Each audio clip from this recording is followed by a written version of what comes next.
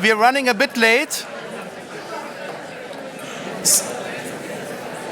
If everybody who wants to stay in the session could take a seat, that would be nice.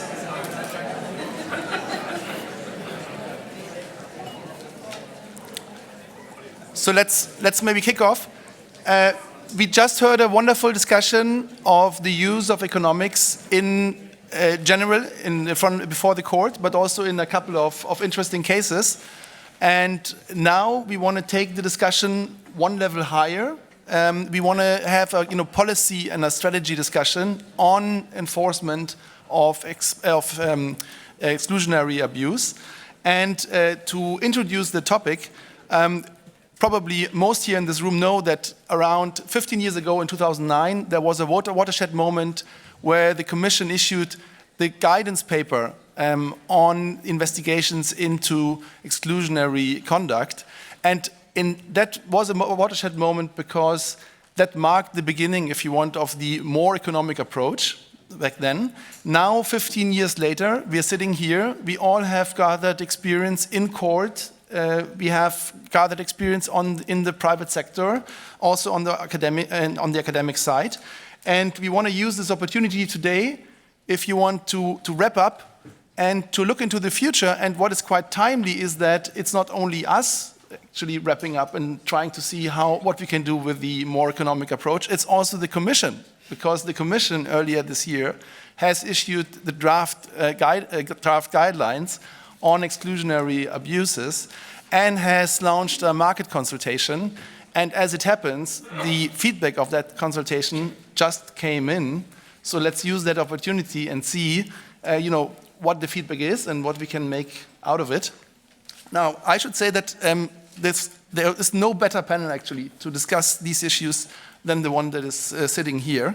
I start in alphabetic order to introduce the speakers. I start with Pinar Akman. And Pinar is a professor in law, specializing, of course, in competition law at the University of Leeds. She is also a judge at the CAT, and is also a member of the Financial Conduct Authority's Innovation and Advisory Group. I will spare you the long list of publications that she has, but it suffices to say that she just published, actually together with Chiara, some reflection on the European Commission's draft guidelines on exclusionary abuses. And I should really say this is only one among the hundreds of publications in that field on abuse and so on and so forth. And that paper is a remarkable one, because it also shows, if you want, the collaboration between legal scholars and economic scholars, which is beautiful. So in that sense, that's a remarkable publication to mention. Let me move on to Inge. Inge Bernaerts is Director for Strategy and Policy at DG Comp at the European Commission. She was also before, she held management positions at DG Energy, but was also the head of the cabinet to Commissioner Marianne Thyssen back then. And she is basically now in charge for, if you want, the key policy work on these guidelines. So I think that she's very much into this. We will see it. Let me move on to Chiara. I mean, I mentioned already that Chiara has had one publication with Pinar, but there's actually much more to add here. So Chiara is a full professor of economics at Bocconi University. She's also the dean of the undergrad school. And what is very important, she's a member of the European Commission's Economic Advisory Group on Competition Policy. And many in this room know, of course, that this pool, the EAGCP, is the pool of which the future chief economist will be selected, right? So kind of mark my words and remember them later on. And I should say that in addition to hundreds of publications and also very remarkable ones, including one seminal book on exclusionary practices that she wrote together with competition all-star Massimo Motta, she's also, she helped also the Commission, advising the Commission, if you want, before the draft guidelines were issued. So it's interesting to see the views then before and after. And last but not least, we have Thibaud Vergé. And Thibaud is Vice President at the French Competition Authority and Economic Professor at ENSAE in Paris. And Thibaud was also before Chief Economist at the Authority of the Concurrence. And I should also say that Thibaud is also one of Europe's most renowned researchers in IO and competition policy. So you see that we have lots of expertise on our panel today. With that said, let me add let us dive directly into the discussion. Inge, so we heard already that you issued earlier this year the draft guidelines. You just got back the feedback from the market consultation. Do you want to give us an overview of what the draft guidelines are about?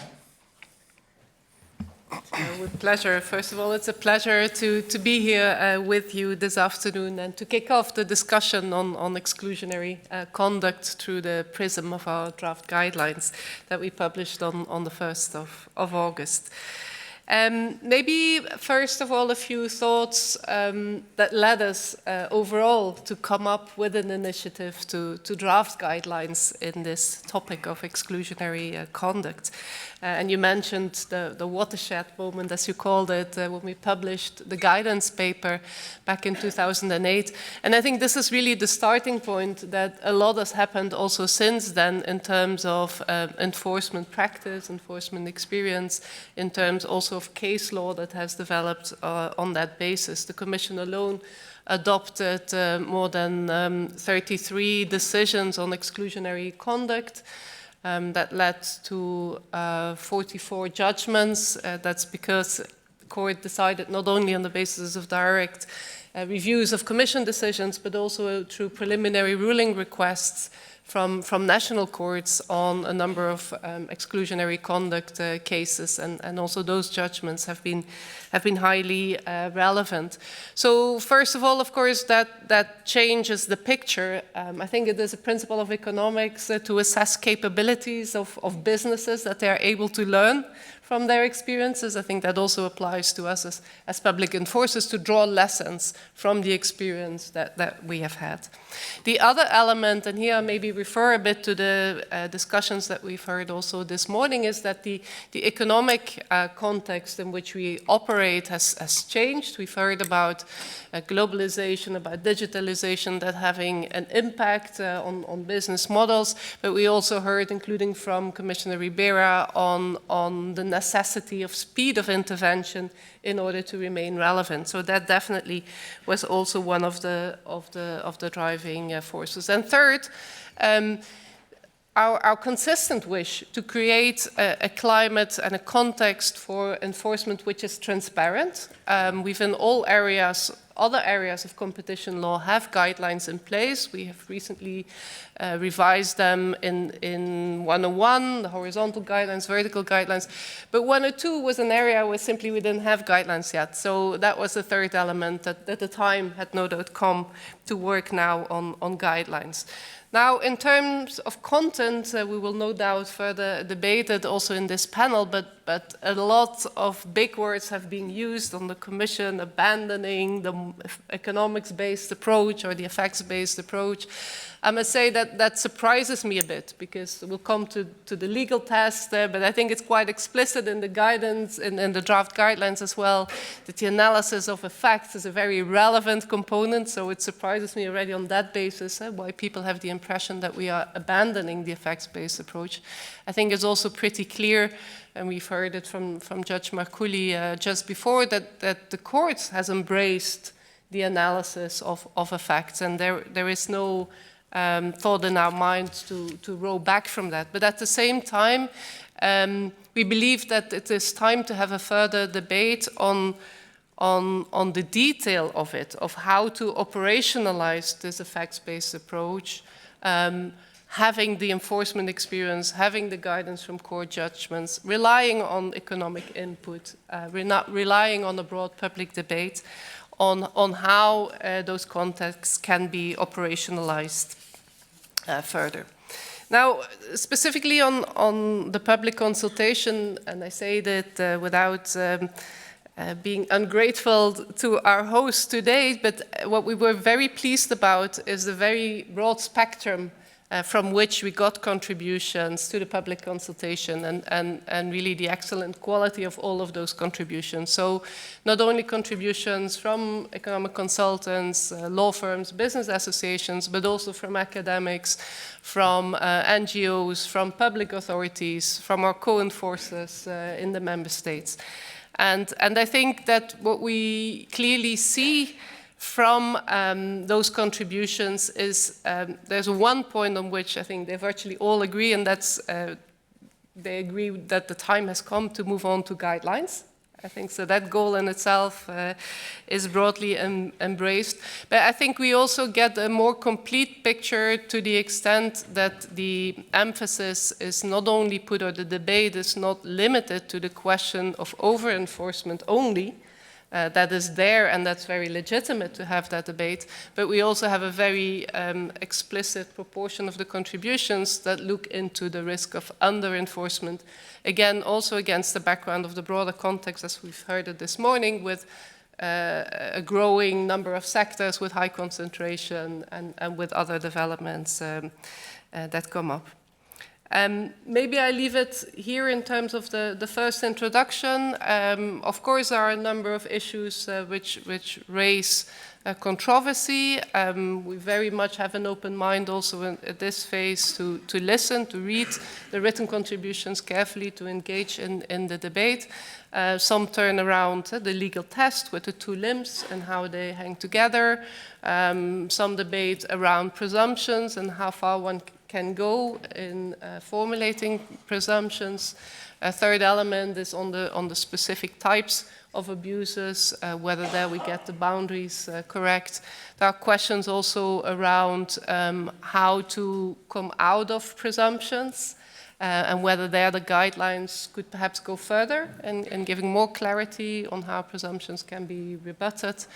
There's also a question mark around safe harbors. I think that's a point that comes across, whether it's around dominance or around certain conducts. We could go one step further to also give guidance to industry on where they clearly are in safe territory. But those in terms of just big flags on topics, we can come back to any aspect in the further discussion. Great, thank you so much. Thank you so much, Inge. Yes, you mentioned a number of neuralgic points, I would say. Let's maybe move on to Pinar, right? And one of the points that you mentioned, Inge, is the overarching framework that we see now on how this conduct should be assessed. And you mentioned already there's two important criteria, two overarching criteria that are, if you want, coming back in one or another way throughout the guidelines, which is, on the one hand, the departure from competition on the merits, and then on the other hand, this concept of whether conduct is capable of having exclusionary effects. Pinar, maybe let's start there. What are your general observations on the draft guidelines, and in particular, what do you think about that overarching framework? Thank you, Benno, and many thanks to CRA for this invitation. Just a quick disclaimer and disclosure before I start. So the disclaimer is that I'm speaking in personal capacity and not on behalf of the Competition Appeal Tribunal. The disclosure is that in the distant past, I have written a paper on Google Shopping, which was commissioned by Google, so that was about 10 years ago. And I was also consulted into other proceedings outside the EU regarding abuse of dominance. In terms of what I think about the framework of the guidelines, I think at this point, perhaps what will be most useful is to make suggestions that might actually improve the guidelines in their next iteration. So I'm going to focus on that, if that's okay. So as you have said, the framework for abuse in the guidelines rests on this two-limb test. The first part, the first limb, is that the conduct falls within or outside competition on the merits.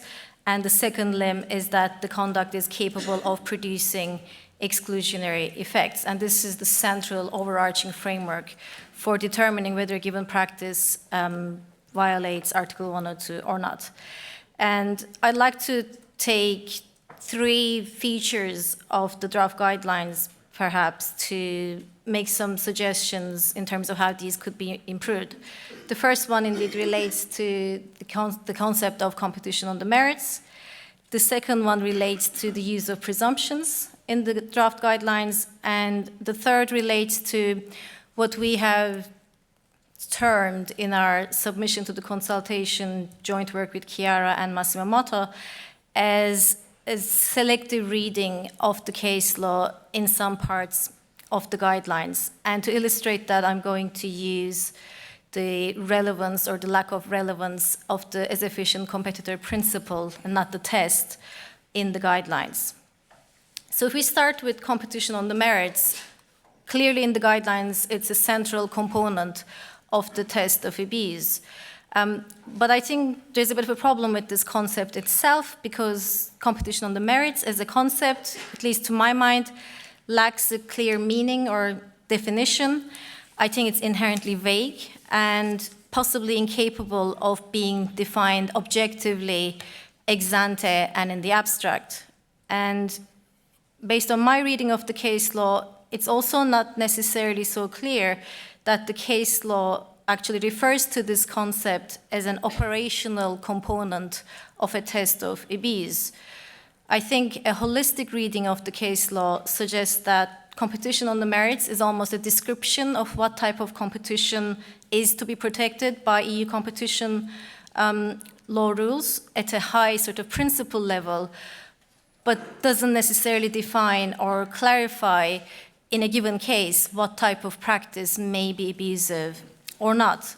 And I think one way to perhaps improve the guidelines in relation to the use of this concept of competition on the merits may be to provide a definition of conduct departing from competition on the merits as conduct which generates anti-competitive effects, which we argue in our consultation response should mean that the conduct in question harms directly or indirectly the interests of consumers. In other words, what we argue is that the concept of competition on the merits could be given operational value if it is used as essentially a qualifier for which types of exclusionary effects, which come in the second limb of the test, are actually anti-competitive. Because the second limb of the test currently does not use the word anti-competitive when referring to capability to produce exclusionary effects. And the argument is that such an interpretation of the concept of competition on the merits would bring the test of abuse and the guidelines into alignment with the well-established concept of anti-competitive foreclosure and acknowledge that not all types of exclusionary effects are anti-competitive. And I think this interpretation would also fill in a current gap in the guidelines, because at the moment the guidelines do not have a particular definition of which exclusionary effects are anti-competitive. And a further suggestion we make is that actually to operationalize that, one might even think of swapping limb 2 with limb 1. So first identify that there are potentially exclusionary effects from the conduct, and then in the next stage seek an answer to the question whether that is competition on the merits by essentially asking whether the effects are anti-competitive in the sense that they will harm consumers. The second point I wanted to make relates to presumptions, and the guidelines make very heavy use of presumptions, again, in this framework for abuse. Because I haven't mentioned it yet, but in this overarching framework, there are presumptions which tell us whether conduct falls outside competition on the merits and therefore fails limb 1, and there are presumptions which tell us whether conduct falls or whether conduct has capability to produce exclusionary effects. In other words, presumptions tell us whether certain conduct can violate both limb 1 and limb 2. And in the current draft, there is a large number of practices for which we have these presumptions that these practices are competition of the merits and they have the potential to produce exclusionary effects. From a legal point of view, again, based on my reading of the case law, and I'm pretty sure everyone in the room has a different reading of the same case law, it's unclear that all of these presumptions have support in the case law. But I think more importantly for the discussion is that it's not entirely clear that all of these presumptions are genuinely rebuttable presumptions. That might be because the standard of proof for rebutting the presumptions is not currently provided for in the guidelines. And the guidelines also entail a reversal, of course, through the operation of the presumptions of the evidentiary burden. And there's a question mark there over whether the courts will accept that reversal of the evidentiary burden. And I'm saying this based on a sort of, again, holistic reading of the case law, rather than, a paragraph of one judgment or another judgment, which is that if we look at development of the case law in the last let's say, 12 years, the direction of the case law has been to sort of move away from form-based and perhaps per se or presumption-based findings of abuse to findings of abuse which have to be demonstrated after an analysis of all relevant factual circumstances and demonstration of effects. So I think one way in which the guidelines could be improved would be by trying to clarify the standard of proof for rebutting these presumptions, or by explaining how these presumptions are actually supported by economic theory, and perhaps providing examples of evidence that the Commission may consider to be potentially capable of rebutting these presumptions in a given case. The third and final point I'd like to make at this point relates to what I said is a sort of selective reading of some of the case law, which in particular, for example, relates to the treatment or the absence thereof of the as efficient competitor principle in the guidelines. And I think this is important because, again, the way I read the case law, the AEC principle has been quite symbolic almost, and in a way instrumental in the case law's evolution over the last decade or 12 years, away from a very formalistic approach to a more effects-based approach. And if we read the guidelines, at least to me, on some occasions, the guidelines almost read out the references to as efficient competitors from the case law in relation to establishing exclusionary effects and in explaining what the general framework of distinguishing lawful conduct from abusive conduct is. And in that respect, I think the guidelines could be improved by acknowledging the relevance and the role of the principle, at least in the case law. And if the guidelines intend to depart from the case law, and I think we're going to come to this question later in the discussion, then the guidelines, the current draft, would benefit from doing that more clearly and by explicitly setting out what the rationale might be for departing from the efficient competitor principle in a given case and what alternative, other robust approach that the Commission will adopt in those cases where it will depart from this efficient competitor principle. And I think these 3 points of improvement, perhaps, if these were taken on board, they would also improve the guidance value of the guidelines because they would go towards clarifying some aspects of the guidelines which are not so clear at the moment. Yeah, that is very interesting, your 3 recommendations. Let us maybe park 2 of them and develop them further. But if Inge wants to comment already on the first one, namely basically what was your motivation for placing more weight on competition on the merits, and then it seems that Pinar likes the concept of anti-competitive foreclosure, which is also something that economists can work with because that has a pretty clear link to consumer harm, if you want. Why do we need this innovation? I mean, innovation is great, but not always. Well, first of all, I started by referring to the enforcement experience, but also the by now rich case law that we have from the court. And I can agree with Pinar that different people can read different things into the case law, but I think the references that the court has made to competition on the merits have been and have become pretty stable throughout the latest judgment. So the 2-limb test with, on the one hand, the component of competition departing from competition on the merits, and secondly, separately, an assessment of effects. It's not something that we have innovated, as you say, but it's something that has come to us from the case law. Now, then, of course, what we try to do is working with the concepts, the tests that's developed of the case law and what we read in the case law to try also to provide as much transparency as possible about what do these concepts mean, or at least how do we as Commission interpret them and will apply them.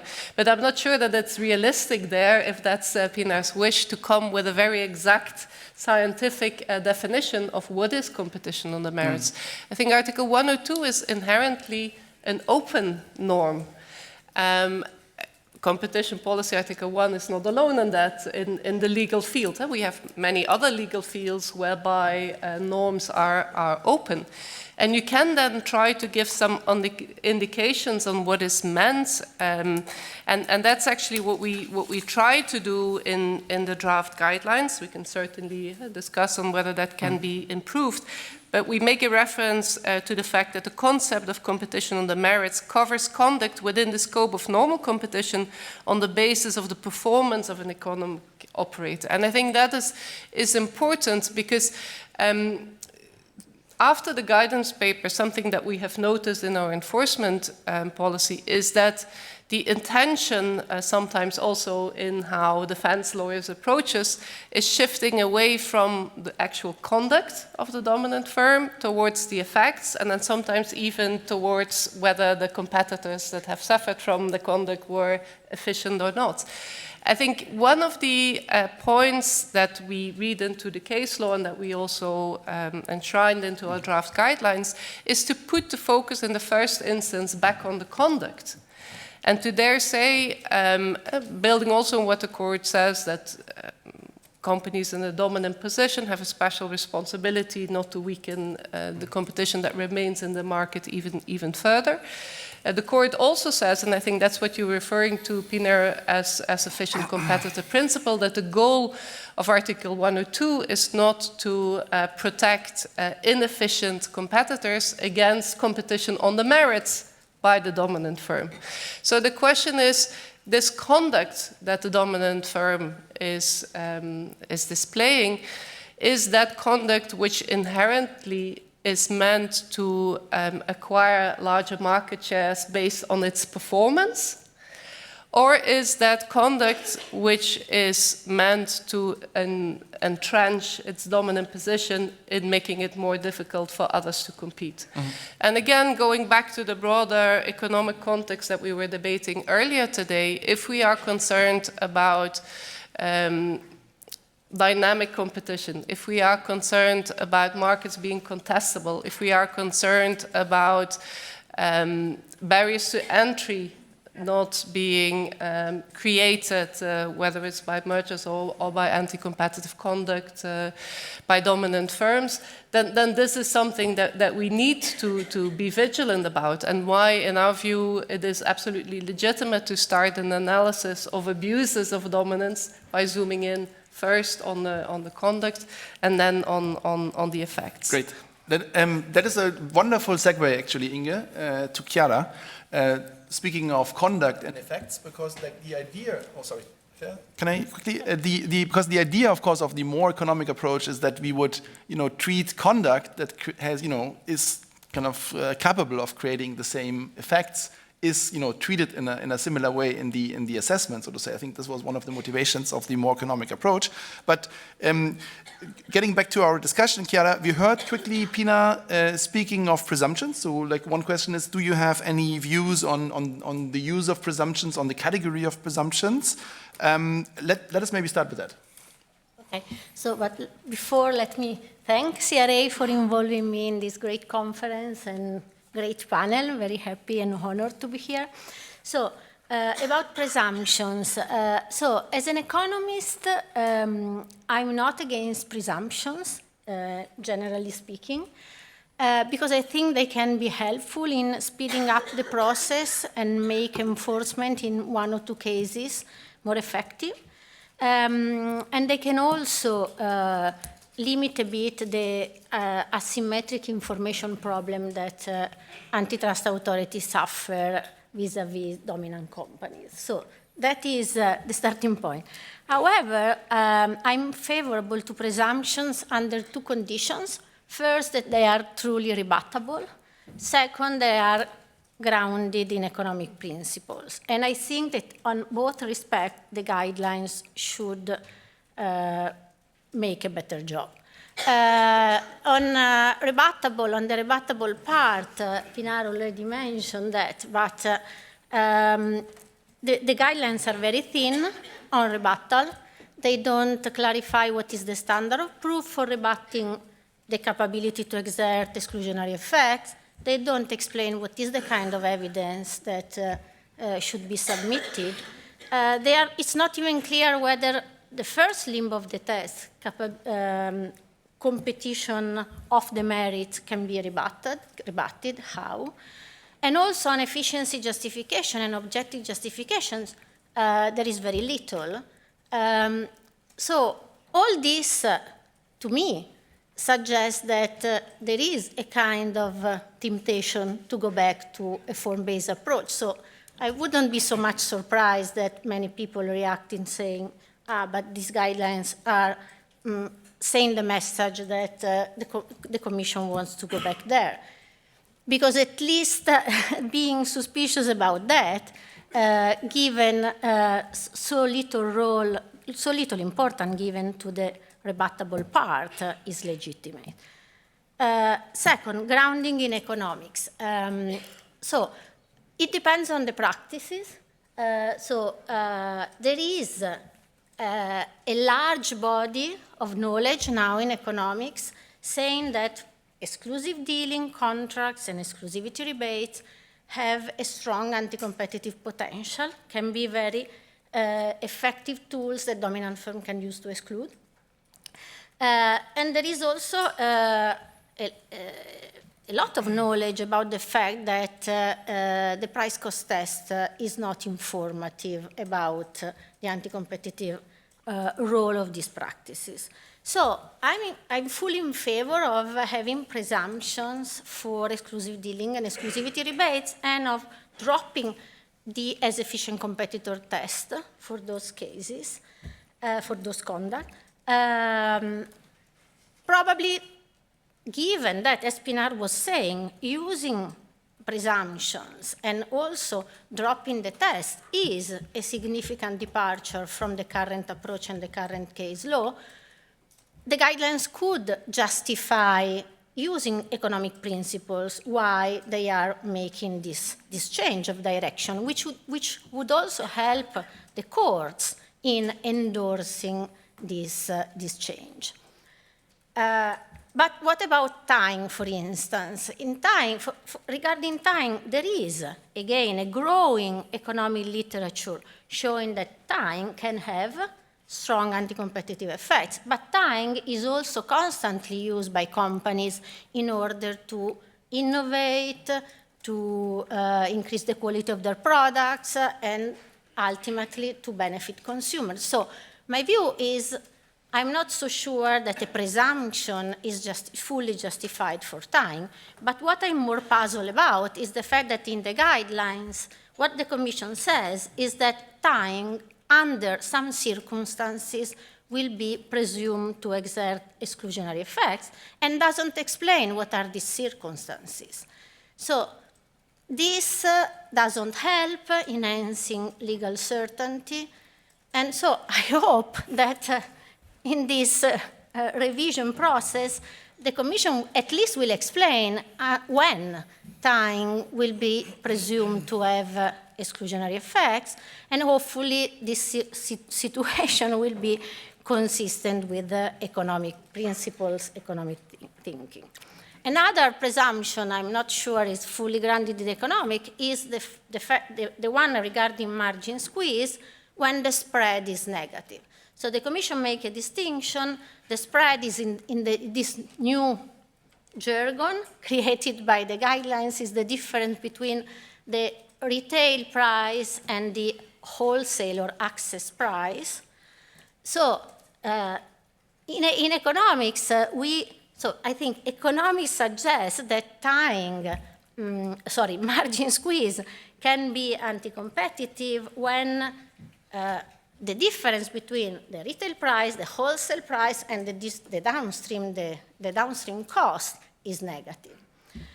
But then there is nothing that says that when the spread, the difference between just the first two components is negative, tying should be considered more dangerous, more exclusionary than when the spread is positive to the extent that the three terms are negative.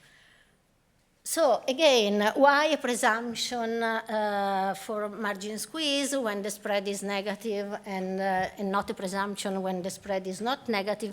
This is not grounded in economics. So I'm generally favorable to presumption. I would limit presumption to practices that economics, for which economics suggests that there is really a strong anti-competitive potential.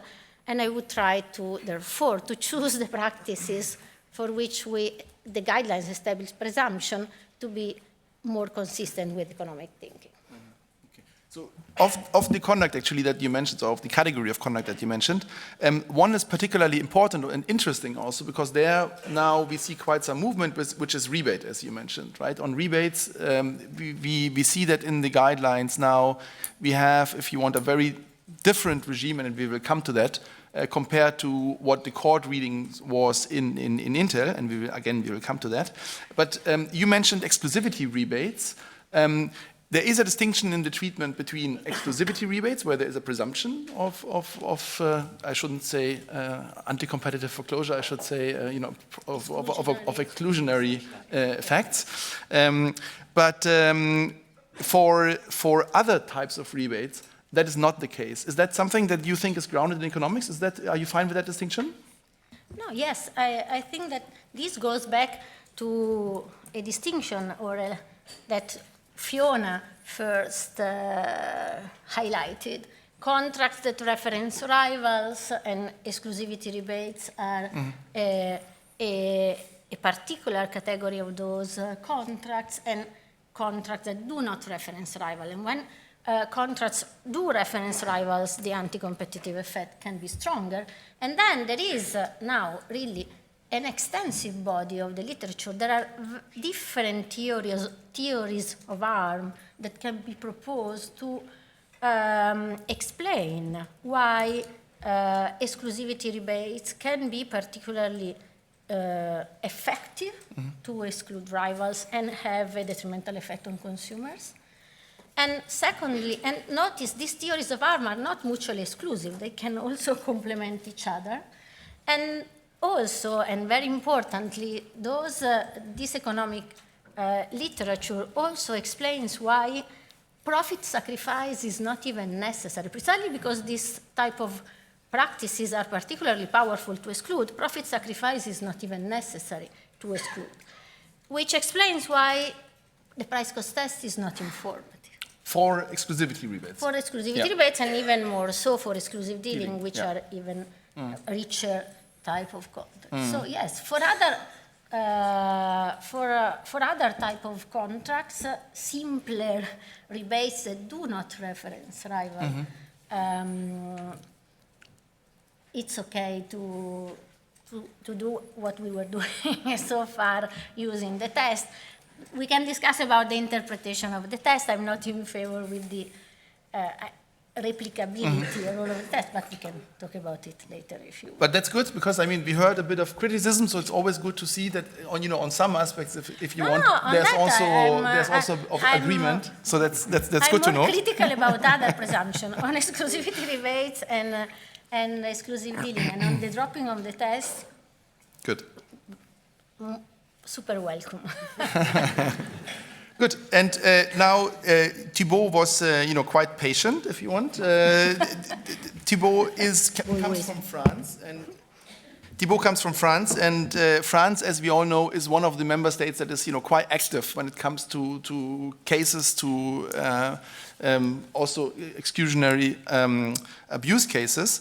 And so Thibaud, what are your experiences in the application of the more economic approach in general, and also of the usefulness of the concepts that we were just speaking of right now? Thank you, Beno.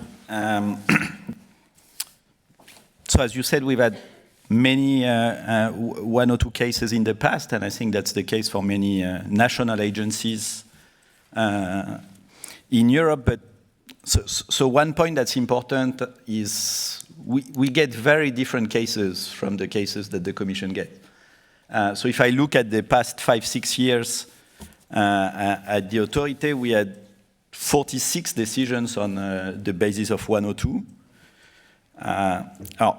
Partly because we can't choose our cases, or we couldn't choose our cases, at least for a good part of that period. So 60% are straight rejections in few months. So it's so these are the relatively quick cases, if you want. But about a third of the cases, so I think I've counted 16 where we had a decision. So mostly infringement or settlement or commitment decision. But again, there are very different types of cases, and some that are not at all included actually in the guidelines, and maybe that's one of the questions potentially for national agencies. So most of our cases are not straight exclusionary cases, and very often actually the Commission pushes us to not talk about exclusion, but more about unfair trading conditions. So if I look at the 16 that we had, it's so 6 are discrimination, unfair transactions, excessive pricing. We had abusive use of what I would call abusive use of the historic monopoly. So very often using data from your legal monopoly side to compete. To act on the competitive market. We have the famous Towercast case that still we don't know where it's going. So overall, we have 5 cases that are really exclusionary abuses or potential abuses that would fall in the categories that are in the guidelines. So that's about 1 out of 10 or 1 out of 10 of our cases in the past 6 years. So clearly the impact of the guidelines will not be the same for national agencies than they are so for the Commission. So now looking at so especially what has been said, and I think, so I agree with Chiara that economists are not necessarily against presumptions. So for sure, if you look at what would be the first best, you want to have case-by-case analysis, go in depth in all the cases, but we know we can't do that. We clearly don't have the resources to do that. So we need to make choices, and we've done that a lot in 101. So I think there's been a positive push towards more effects-based in 101, and that's partly based on presumptions. And not simply, and still moving away from what some would call per se rules, but and we can have the debate even on 101 of rebuttal and what that means. But so I think it's not a bad move, and it's not saying that there's a pendulum against economists in the new guidelines by introducing maybe more boxes and cases that would fall into some categories. It's just, as Chiara said, taking stock of what economists have been producing in the past 15 years on these exclusivity rebates or tying or so various types of behavior. And so that's something we can, I think, easily live with. Where I can see a question is more, and Chiara mentioned an expression that I've not even seen in the guidelines, and she's talking about theory of harm, so the word is not even there in the guidelines. And maybe that's a question, so why do... so in the end, for me, the effects-based approach is not the AC test, is not necessarily massive quantitative evidence that we bring into the case. It's... what's your theory of harm, and where do you see the anti-competitive exclusionary effects? So I can read it in the two limb test, and that maybe what it means in the end, it's how to develop your theory of harm into 2 steps. And I think you could maybe, as Pinar mentioned, so the order doesn't really matter. So you want to know whether it's capable of having exclusion and whether it's anti-competitive or not. And that's done in 2 ways, but you could, so the order doesn't really matter.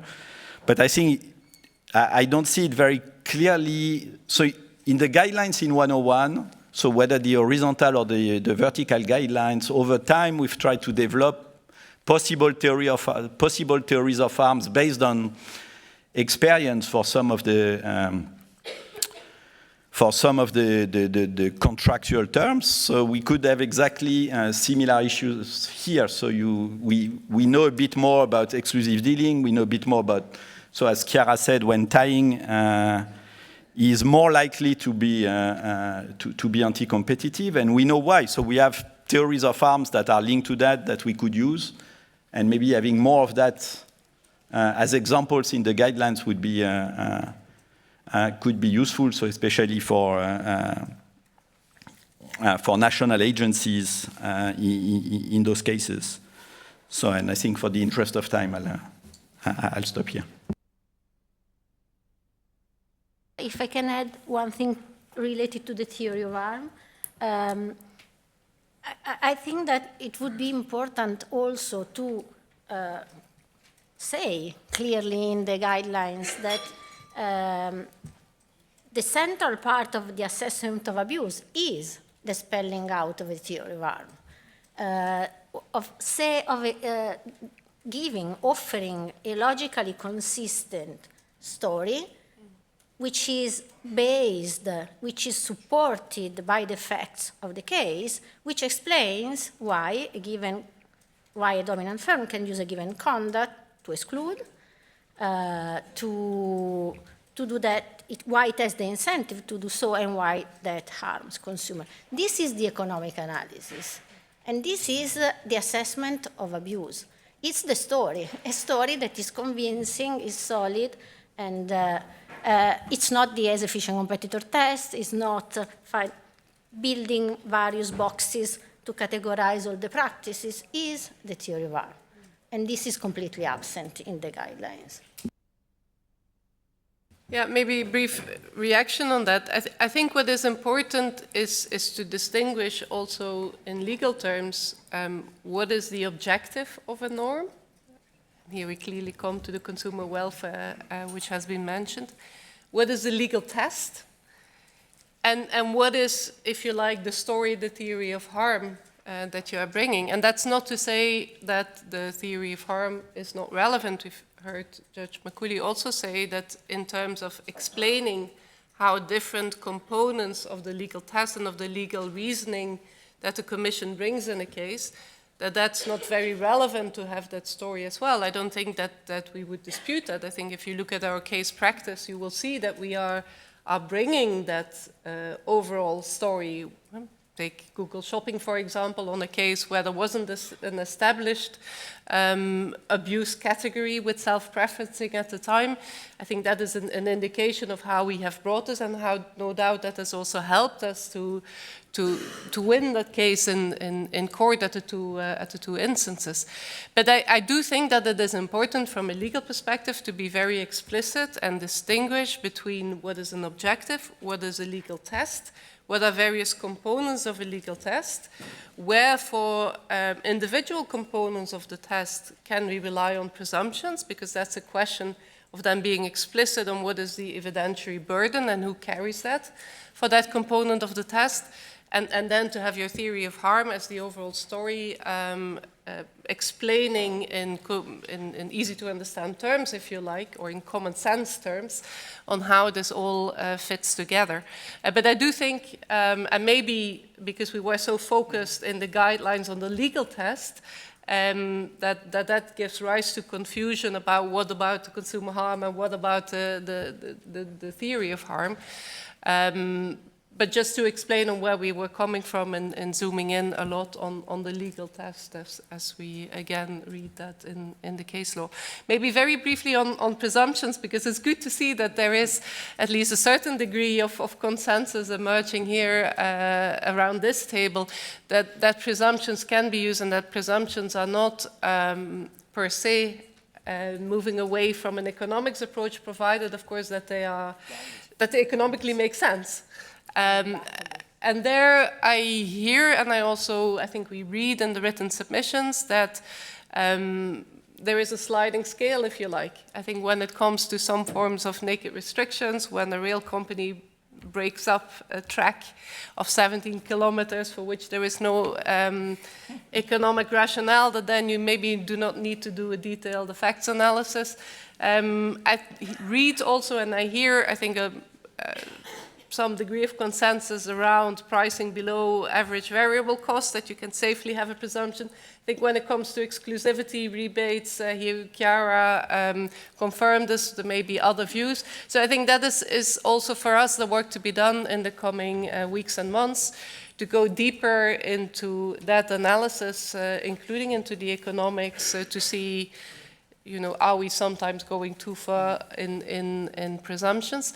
That being said, you know, we, I think, make clear in the guidelines that any presumption also leaves room for a rebuttal.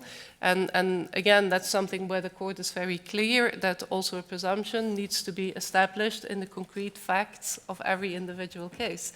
So in that sense, it will not be form-based. Yeah.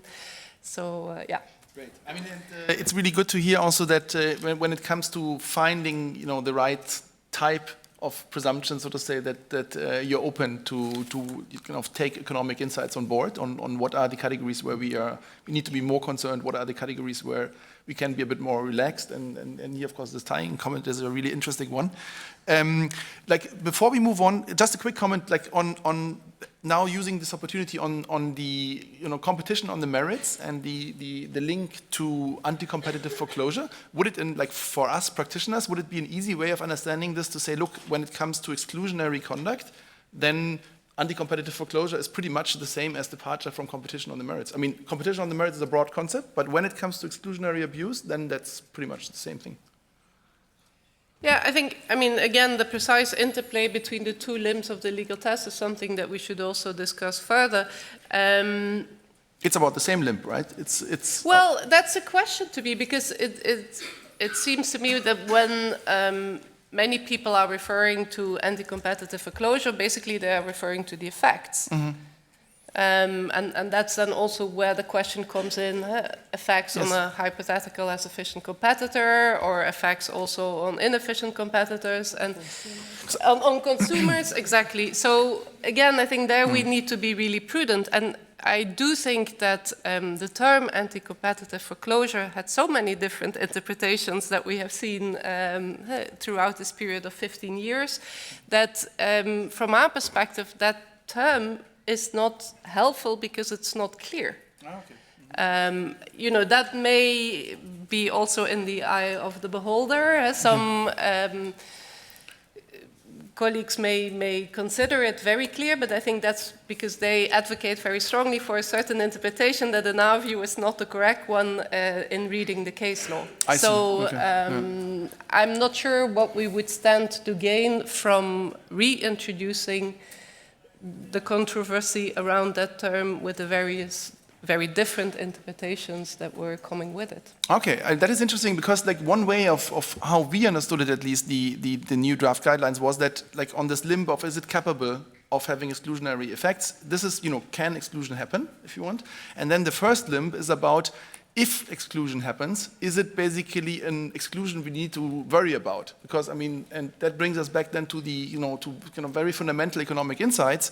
If there is, you know, some very weak competitor, and then again, depending on the market circumstances, like there seems to be some consensus, you know, among economists that there are circumstances where exclusion isn't really a problem. I mean, if a more efficient firm excludes a less efficient firm just because it's better, right? I mean, that's the very spirit of competition that we want to foster.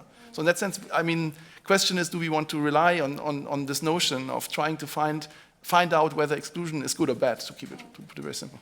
Yeah, but I think it goes back to the comment I tried to make earlier, that for us, the analysis starts with the analysis of the conduct before you go into the effects of the conduct. And there the question is very much, is that conduct, is that trying to gain market share on the basis of your own performance as a dominant company?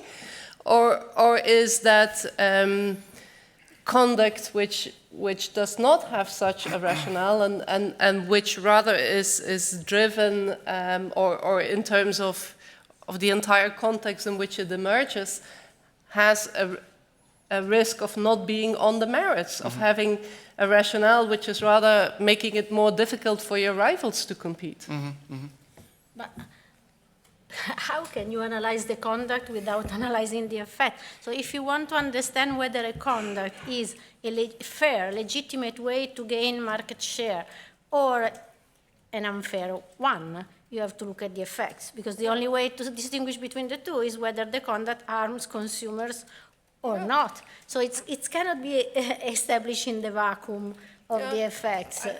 I'm not sure about that. I think, and that's where we try to give concrete examples of competition on the merits if you, for example, are concealing information from your consumers for your consumers to make an informed choice. I'm referring here to disparagement cases, for example. That's not competition on the merits.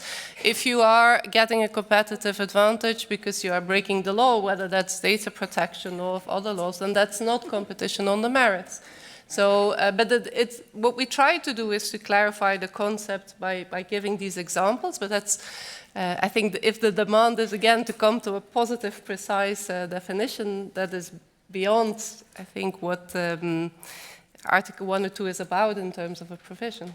So it seems that we have identified one topic at least for a cocktail discussion later on. So let's maybe move quickly back to one more legal aspect here.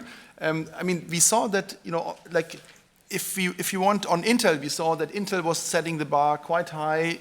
I mean, like the ECJ had a very special Christmas present for you this year when they basically found your appeal, was not validated in court. So, if you want the draft guidelines that appeared earlier than Intel 2, that's also what we discussed today. They mark, of course, quite a different approach when it comes to the assessment of exclusivity rebates, an approach that the economists here in the round aren't really protesting against, but yet that is very different from how the court came out in Intel, and that was about exclusivity rebates. So Pinar, does the Commission need to go back to the drawing board? Can that happen? What's happening here now? Thank you. Before that, I just want to we had a conversation with Chiara yesterday, because Inge just mentioned that anti-competitive foreclosure can sometimes be in the eye of the beholder, and Chiara and I had a conversation with some colleagues yesterday about the guidelines, and I said competition on the merits is essentially in the eye of the beholder. So I think we have a real difficulty here in that whatever concept you take, you run into the difficulty of trying to put some flesh around that, and it's not easy. And it's been acknowledged in the case law. I think Advocate General Rantos's opinion is quite enlightening in terms of, for example, the concept of competition on the merits, how difficult it is to actually define it in the abstract in order so that undertakings can arrange their businesses accordingly in line with legal certainty and so on. But yeah, Inge's remark reminded me of my remark yesterday, and I thought that was quite interesting.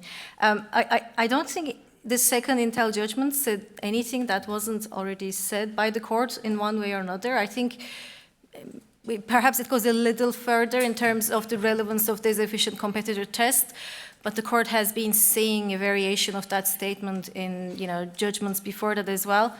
And perhaps at this point it might also be helpful to say that, to be fair to the Commission, the case law itself is not internally coherent. And with all due respect to the Court of Justice, you do end up with a judgment where one paragraph says one thing and then the next paragraph says something quite different. So I don't envy the Commission for having to now try to make sense of all of the case law. I mean, I did my part and published an article recently trying to explain how the case law has evolved, but it's evident that different people read the same judgment in a different way, and they both can be justified in their interpretation of the same judgment, and I think that's a problem. In terms of... Pinar, in very simple terms, Intel is essentially annulling a prohibition based on, like a test that wasn't conducted in the way that the court thinks it should be conducted, and it's a test that the Commission says shouldn't be even used anymore for exclusivity rebates going forward. Sure. So there are two things there. I think there have always been two readings of the initial Intel judgment around the relevance of this efficient competitor test. So some commentators read Intel as making a substantive point in terms of the assessment of exclusivity rebates, and others read it more as a procedural point. And I think the guidelines seem to side with the procedural reading of Intel, and therefore, for example, as efficient competitors and so on, or evidence around that become relevant if the dominant firm puts this forward in the proceedings. So I think that's important to bear in mind. There have not been one reading of the initial Intel judgment, and that's also, again, because it was written in a very convoluted way. Whatever has been said in the second Intel judgment has been said in previous judgments in one way or another as well.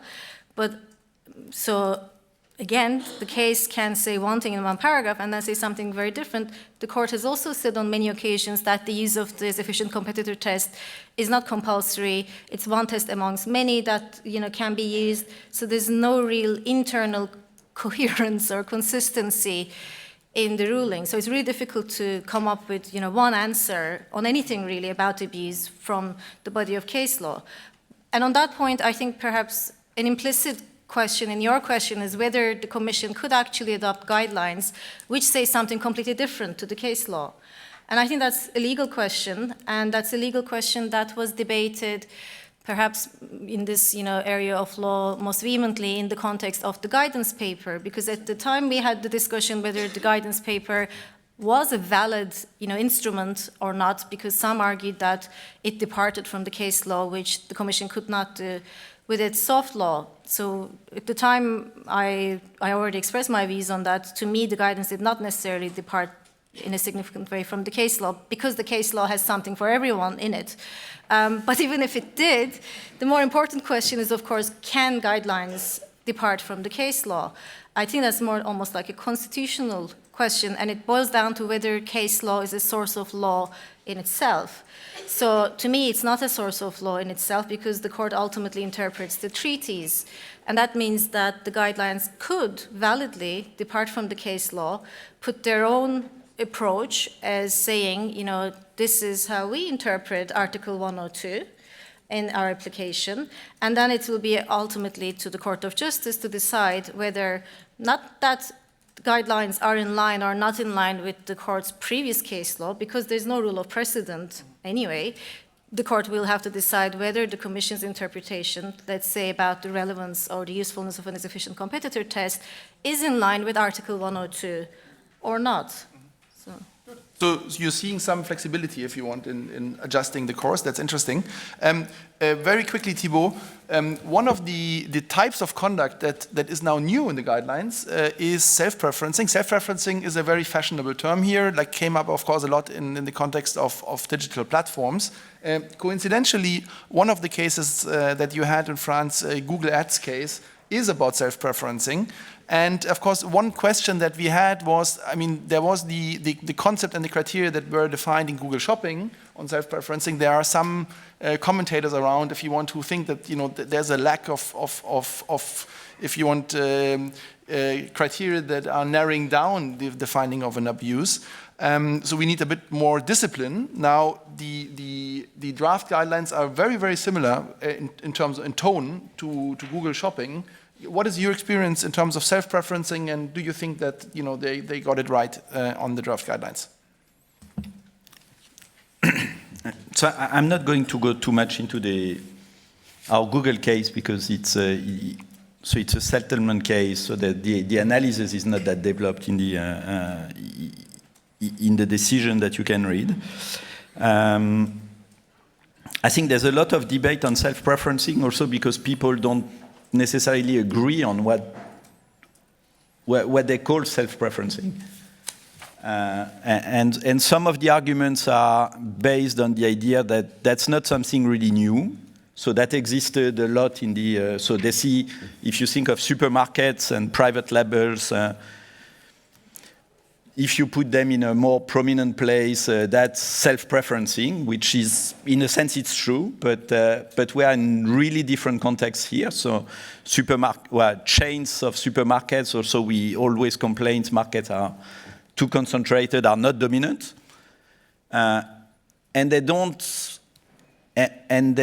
deal with the same third parties, if you want. So if you look at the sellers on Amazon Marketplace, they are very different from the Coca-Cola, Nestle, Unilever of this world that are dealing with supermarkets and fighting over the range of products that are sold. So we are already looking at you can't draw conclusions from the past on self-preferencing and bring that to platforms simply by saying, oh, but that has existed forever, and we know that that didn't have an impact on innovation of these big manufacturers in the brick and mortar world, because you are exactly not dealing with large manufacturers usually in the on the marketplaces or on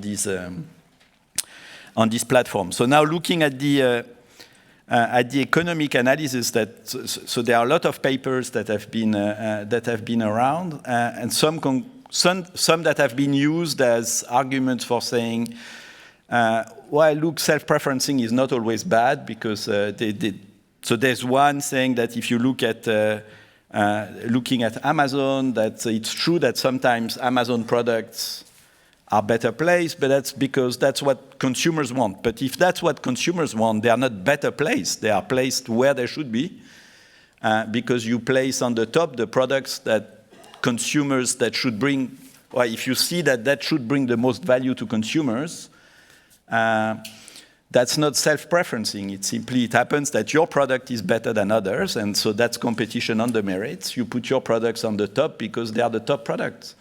So it's really that there's a lot of debate here on what really is self-preferencing and what's the right benchmark. So if the right benchmark is the algorithm should be random and the product should be put in random order, I'm not sure that's really giving value for money to consumers on the platform. So you are using as a benchmark something that's already pretty bad for consumers. So clearly putting Amazon products or whatever better algorithm that you have, whether it's favoring your products or not, is likely to be better than random allocation. So I think there's a lot that we still need to understand. Maybe we should be clearer on what we really mean by self-preferencing and when we identify self-preferencing. So it's not simply having your products that are ranked better, but they are ranked better for the wrong reasons. And then once you do that, there is also empirical evidence that goes the other way. So I can think of a few papers looking at hotel platforms and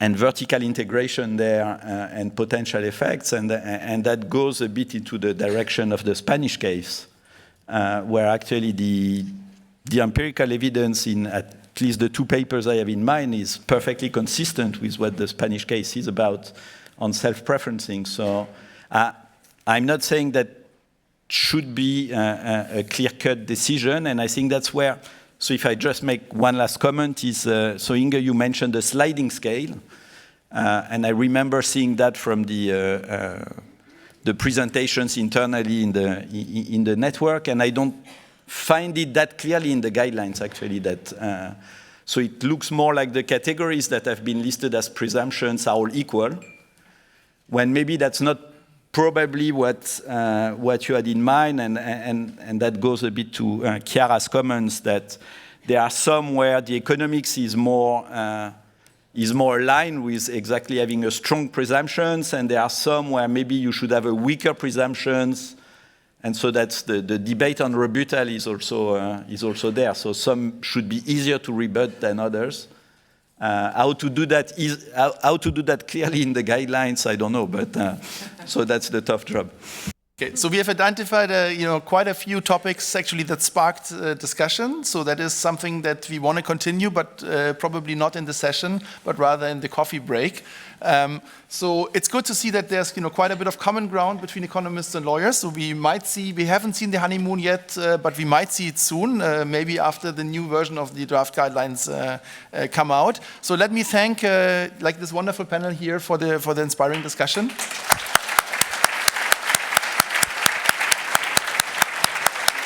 And